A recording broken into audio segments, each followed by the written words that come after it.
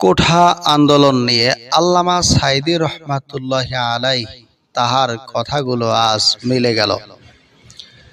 আজ বাংলাদেশে আওয়ামী লীগ সরকারের এমন একটি দুর্যোগ এসেছে, সেটা আর এই হাসিনা তথা আওয়ামী লীগ সরকার কখনো কল্পনা করতে পারে নাই।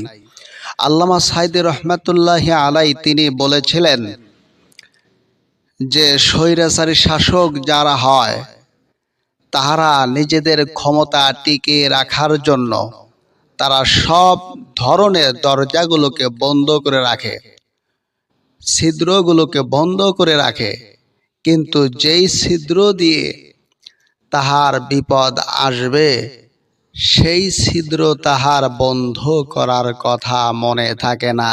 সম্মানিত হাজরিন, পৃথিবীতে যুগে যুগে আল্লাহ সুবহানাহু ওয়া তাআলা নবী রাসূল প্রেরণ করেছেন, তাদের উপরে আল্লাহ সুবহানাহু ওয়া তাআলা ওহী নাজিল করেছেন, কিন্তু ওলিদের উপরে কোনো ওহী আসবে না, ওহী হয় না, শুধুমাত্র ইলহাম হয়।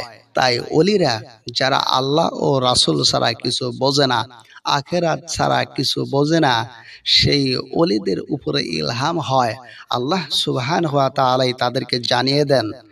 তাই আজকের এই বাংলাদেশের দুরবস্থা যে হবে, আল্লামা সাঈদী রহমাতুল্লাহ আলাইহি তিনি সেই 12-13 বছর আগেই তিনি এই কথা বলে দিয়েছিলেন, যার নমুনা আজ আমরা স্বচক্ষে দেখতে পাইলাম যে বাংলাদেশ সরকার তথাগত আওয়ামী লীগ, এই জননেত্রী শেখ হাসিনা সরকার চেয়েছিল আজীবন সে হয়তো এই ক্ষমতার মসনদে বসে থাকবে, কিন্তু তার আর সেই আশা পূর্ণ হলো না। কারণ তার পতন হওয়ার যে একটি ছিদ্র, আল্লামা সাঈদী রহমাতুল্লাহি আলাইহির কথা অনুযায়ী সেই ছিদ্রটি সে বন্ধ করে নাই।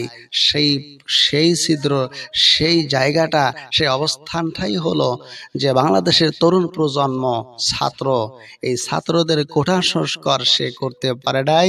তার মানে এই রাস্তা দিয়ে তার বিপদ আসবে। সুতরাং বিপদ এসে গেছে, হাসিনা সরকার আর টিকে থাকতে পারবে না। এটাই চিরন্তন সত্য কথা।